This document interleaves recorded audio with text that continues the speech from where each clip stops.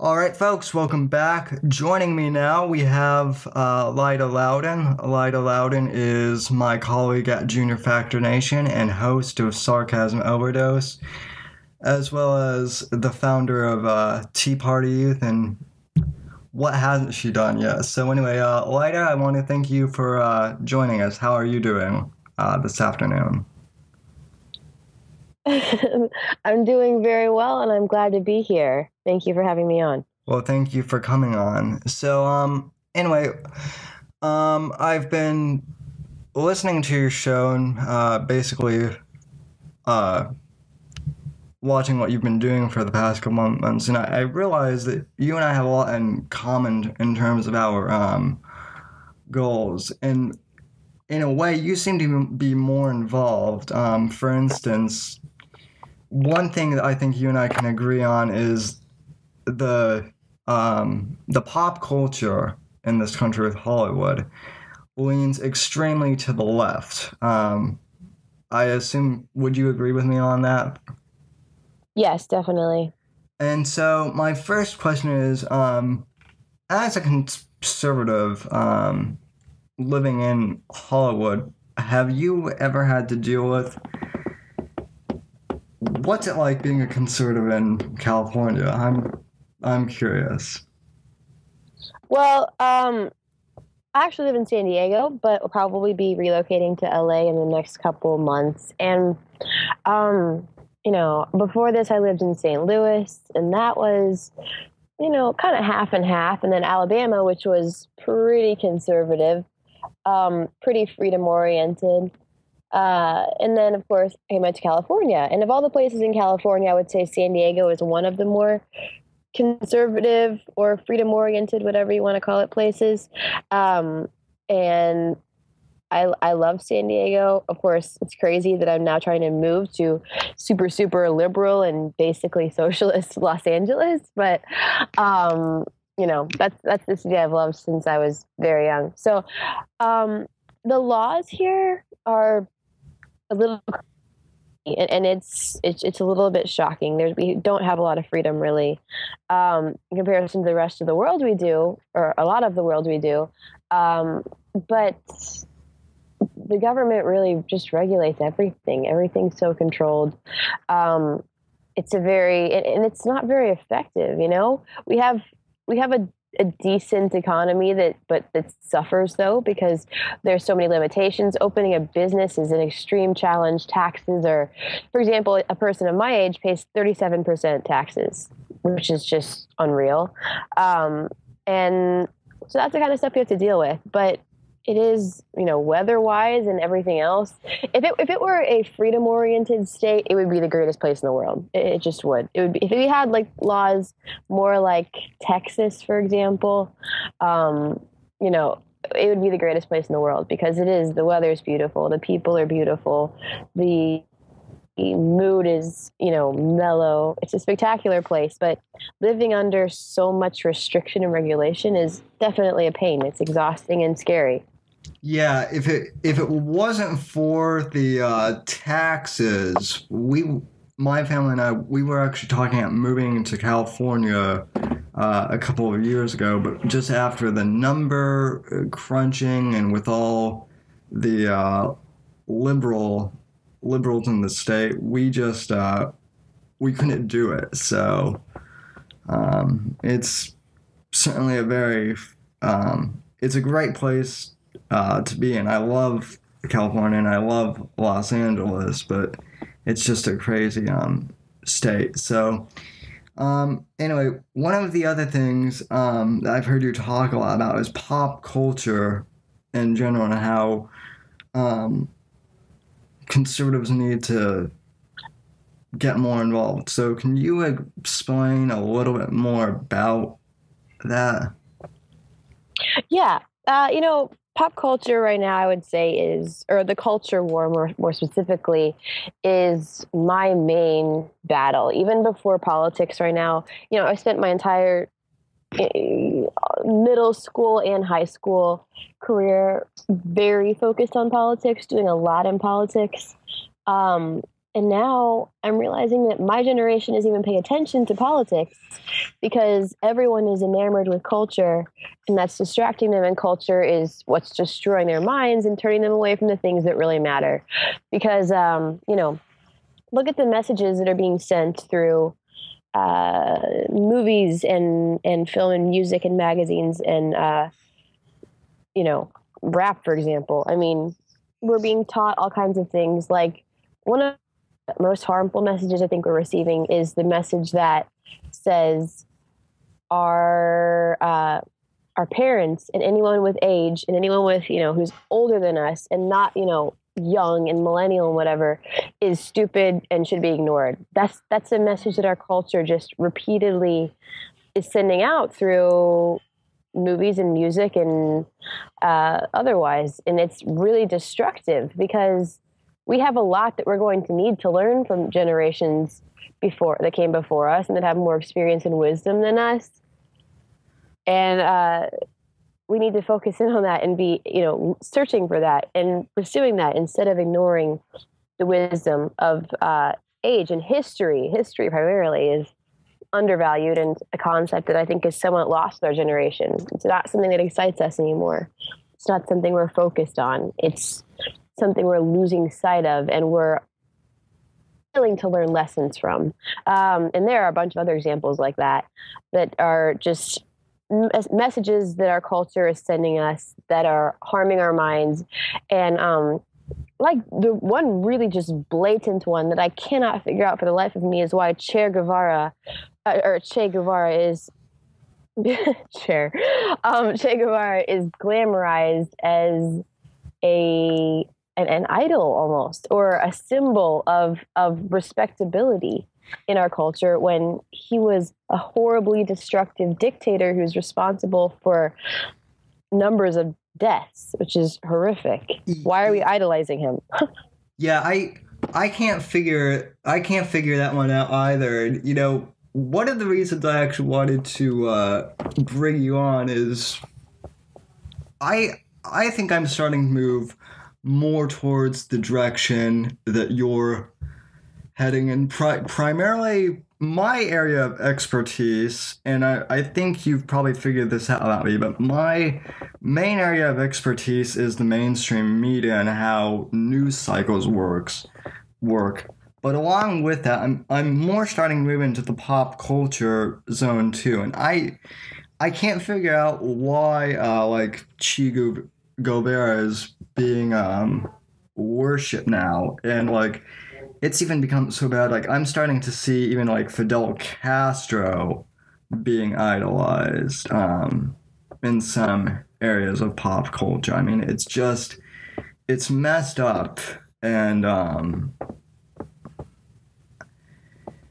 I definitely think we need to build a counter culture too. Do you have any ideas for how necessarily conservatives can break into Hollywood and pop culture? Because I know it's a minefield trying to get in to Hollywood. So, well, I think it starts on an individual basis.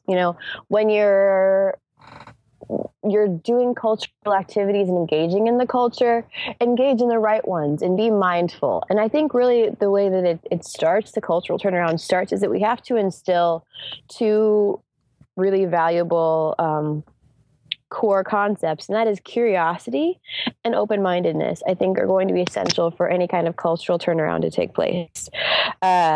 When we have an open-minded generation, which we're really losing, then it's easier to learn. It's easier to spread messages and teach and start to clean the cultural decay that's taken place. And we need a curious generation. We need to instill a sense of curiosity into our generation so that they are looking for answers and open-mindedly accepting that sometimes maybe what they've been told their whole lives isn't true. So as for Hollywood, well, first off, I would consider myself an outsider. I don't live there, right. But it does start on an individual basis. You can't really just walk into Hollywood and change the culture. But what has to happen is we have to create an atmosphere of curiosity and open-mindedness. And if they want to really spread the message of liberty that needs to be spread, then it needs to start with individual. Don't, walk in thumping the Constitution and thumping the Bible. You have to be in the world and not of it in order to transform it. We can't just stand on the outside. We can't continue preaching to the choir. That's the main thing, is we can't just continue making these documentaries that are about conservatives, by conservatives, for conservatives, and then releasing them and putting all this effort into something that, guess who's going to see the documentary? Other conservatives.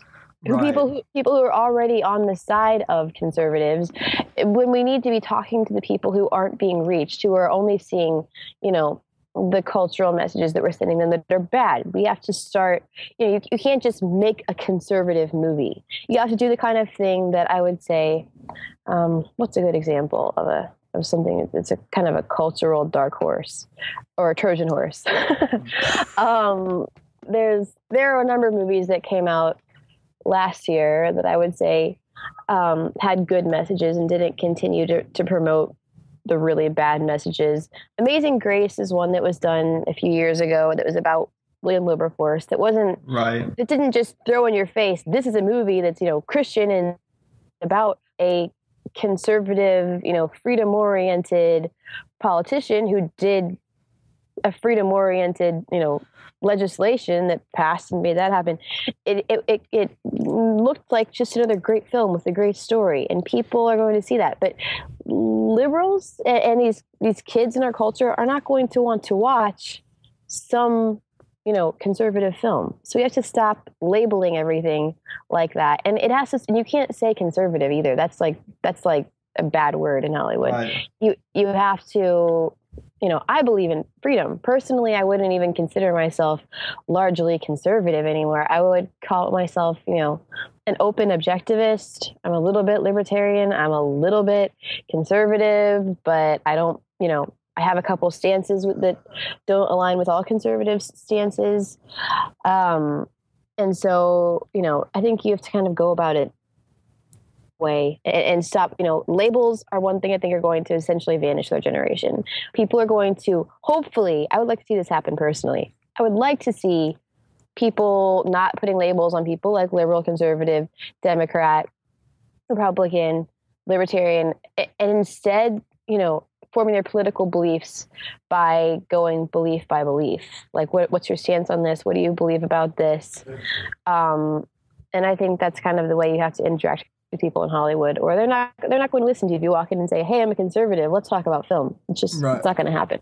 Right. One, I've actually found that the most effective way to reach liberals, at least with some of my more liberal friends, is I don't know. Have you seen the series House of Cards on Netflix?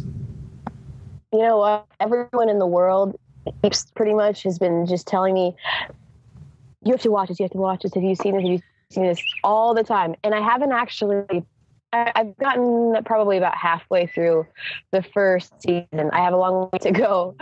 But it is, that's exactly what I'm talking about as far as, kind of a Trojan horse in media. It has good messaging. It kind of exposes the dark things that happen, in backroom deals and whatever, and the corruption that takes place within the media and in journalism and all kinds of stuff.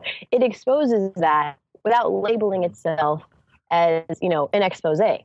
Right. Well, and I think one of the other effective things that it does, and this is really something that I really admire. Andrew Breitbart is probably one of my idols. I mean, to me, Andrew Breitbart was to me as Kurt Cobain was to most of the pre-millennial kids. I mean, I love everything about Breitbart, and one of the reasons is because he didn't so much just say, "Hey, I'm conservative." He used the liberal left's tactics against them, and he used their own words and he used their own messages against them. And I kind of feel like that's what we have to do, kind of in line with what you were saying. I don't think it's enough anymore to just say, "Hey, look, I'm a conservative," or "I'm a libertarian," or "I want to get rid of all these stereotypes." We have to use the language of those who forced labels upon us, and we have to show their hypocrisy, I think, in order to defeat them. I agree with that. There's a specific way of going about it, though. Be very careful, and not disrespect anyone. I don't want to wage war on anyone of any race, of any political view, of any class, and nothing like that. I want to work with everyone and just start to reinstill in the culture the beliefs that this country was founded upon gently, and really, primarily the beliefs and the views and the mindsets that our generation needs to have in order to not completely destroy itself. So, I believe that a lot of liberals are that way because of what they've seen in the culture and what they've been told in the public school system. It's very indoctrinating, right? And at the end of the day, most of us really do like freedom. And that's the thing about film, is that one industry where you really, really need freedom is the film industry. And the film industry is leaving California essentially right now, because if you want to film something here, it's extremely hard. For example, to film a video on Venice Beach costs you $2,000 just for the location permit and a bunch of paperwork and a bunch of work just to be able to use Venice Beach as a backdrop, because I don't know, it's public property or something. And there's all kinds of regulation that's pushing the film industry out of California. These people think, oh, well, I think maybe socialism would be kind of cool. Well, this is kind of what socialism looks like. Socialism is the reason that you're getting about half of the money you make. Socialism is the reason it's so hard to make a movie in California anymore, and why people are leaving, Right. So that's where we are. Yeah, I mean, I definitely, I actually, one of my cousins is actually a independent film producer in Hollywood, and he's just still kind of starting out, and he has said it's difficult to do anything here in California. So, I mean, and the other thing I would add is, with the advent of social media and whatnot, spreading the message doesn't necessarily have to be confined to New York or LA or any of the big media capitals of the world anymore, which I think is definitely not great thing.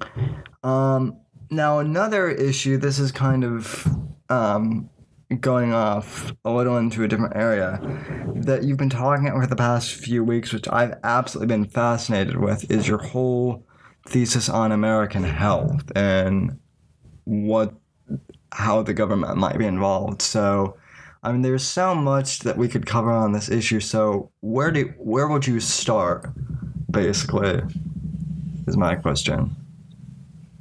Well, my opinion on where the government comes into the picture of health, I guess the first example is fluoride. Our water is loaded with a highly toxic, essentially cancerous chemical called fluoride, and it's known to be harmful. It's known to do significant damage to the human body, particularly the brain.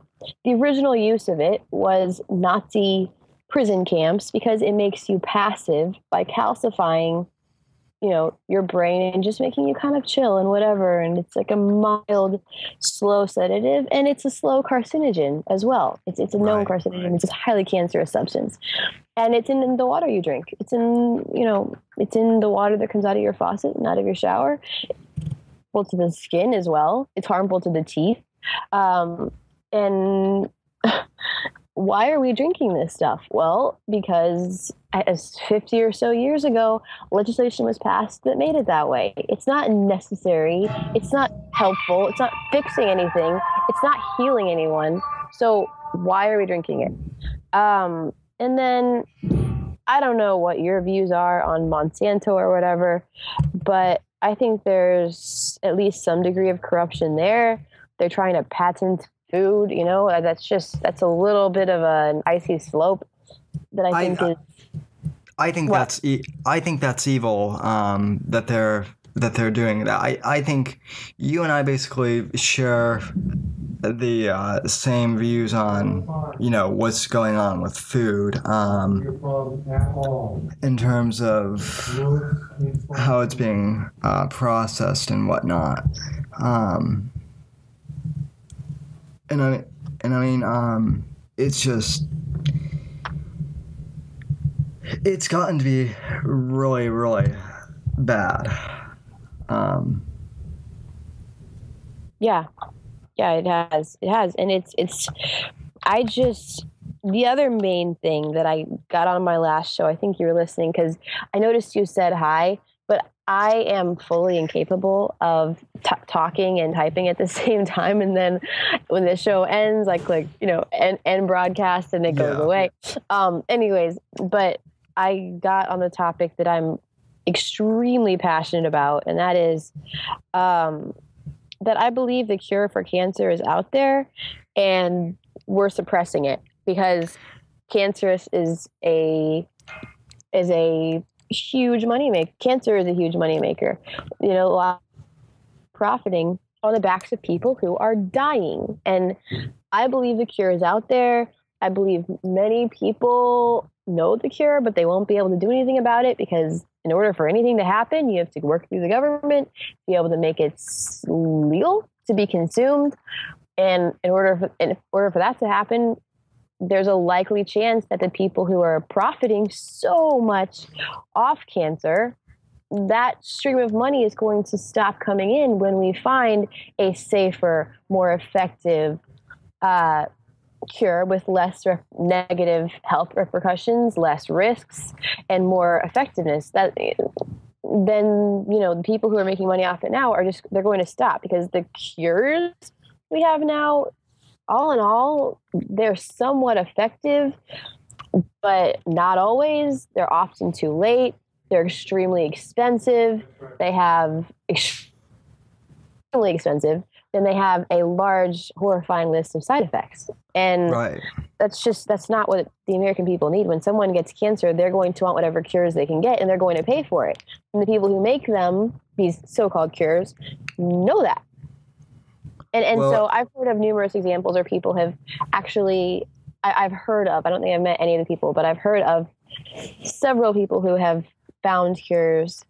And I can't even give their names. I don't even remember their names. But I believe that they're out there and we're suppressing them. And we're not even allowed to really do research on them anymore. And it's ridiculous. Right. Well, and I don't know if I don't want to go into this whole conspiracy theory mode because I don't know if you're if you agree with me on this, but I think Big Pharma is in on some of the reasons why cancer is being suppressed. I mean, I have no doubt, for the record. I'm glad you're one of the first people I've actually talked to who is like, who actually agrees with me and is like, Whitfield's just spouting off paranoid propaganda again. So, it amazes me. Like every 5 minutes, if you're watching TV, I swear, like, every night if you watch TV, like, it seems like every other commercial is either a drug commercial or a car commercial. And more often than not, more often than not, it's a drug commercial. Mm-hmm. And that's one thing that scares me is this whole mentality, not only with cancer, but just this whole mentality of, if you're sick, pop a pill. give us your money, and we'll just keep pumping you full of pills until you're sedated and you're no longer complaining or whatever. So it's just I mean, I don't know. What do you think about all of that? I completely agree, and it drives me insane. That irritates me beyond measure, because I don't want to go all hippie on you. I know conservatives have this, kind of, oh no, California hippie, like their hippie radar goes up. But, I think that the earth is really capable of providing us with a lot of natural remedies that are, many of which are just as effective as the things that we're being fed in pills, but we're not allowed to really do research on them. The FDA isn't really all over them because they don't want to lose their money. There's lobbyists, and they're in the pocketbooks of lobbyists, and they don't want that flow of income to stop coming. So we're not, really able to do a lot of research and have a lot of things cleared by the FDA that are natural remedies, because lobbyists for huge, powerful pharmaceutical companies are lobbying them left and right. And same with doctors. And, I've actually had a lot of health problems in my life, and I'm very experienced, I would say, in the medical system, at least for someone of my age. And every time I'm just astounded by how much they want you to buy the next pill. I broke my foot. Let's see what happened. Well, I got an infection, and they gave me 3 different pills to deal with it. And I knew I took one of them, and it was healed. I think the infection was healed after probably 2 days, but I had to continue taking the medication for 10 days because they want to sell more of it. And then because that medication was so horrible for you, which I believe there are probably natural remedies that could have done the same thing it did, but because it was so horrible for you and damaging, I had another medication just to deal with what that was going to cause, and then another medication to deal with what the other medication was going to cause. And that's just the most recent small level example of we're not incorporating anything homeopathic hardly. We're not incorporating holistic cures. We're not looking at the fact that really there's a lot of legitimacy to, what Earth has to offer, what we've been given. I think that, honestly, I believe that with all the things that just grow naturally on the Earth, humans would be able to sustain themselves and heal a lot of things if we just lived off the Earth instead of, believing inherently that we have to have all these chemicals or we're just going to die. Yeah, I couldn't agree with you more. For the record, I don't think that's. I mean, I find it funny that you said at the beginning of that statement that you didn't want to go all hippie on me, because if that's what you consider hippie-ish behavior, then I too must be a hippie, because you and I have both. I mean, me personally, I've had my share of health issues too, and I think alternative medicine and homeopathics and whatnot have certainly saved my life more than once, and I think there's just so much to be gained from alternative medicine and alternative forms of healing that I just don't think. I think we need to get the FDA off our backs in terms of that whole topic. Definitely. And no, believing that there are natural remedies and whatever doesn't necessarily make you a hippie. But I get the hippie accusation a lot because I live in California. I wear a lot of feathers. My hair is like super long, and I love nature and all kinds of stuff. Conservatives look at me and think, "Oh my gosh, a hippie." Ooh, I think I just that's a good our thing, though, I think. Skype signal. Anyway, I think we're recording again. So you cut out there for a sec. I mean, I think hold on. In terms of I think that in terms of the homeopathic route, we ought to approach that. So, or be more open to it. So,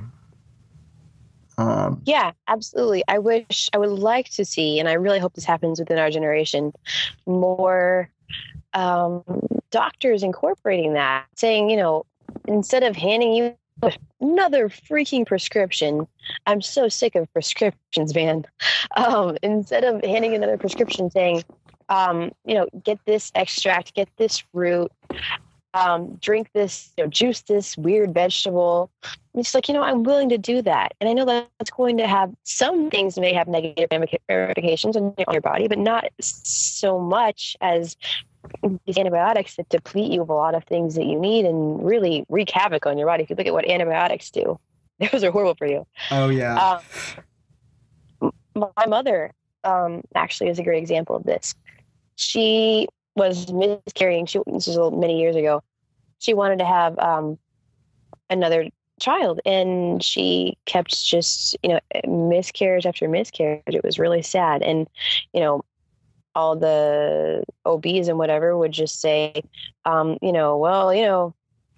again, try to have another kid again. And it wasn't working. They said she got pregnant, and they said, you're probably going to lose this baby. So just kind of, you're ready for that. She miscarried twins, which is really sad. And then she met this midwife, actually through my dad's political career. And the midwife, now midwives are, I think, essentially modern day hippies, but they're not like all peace and whatever. But at least the ones in Missouri who we met, she met this midwife. Her name was Mary Yulin.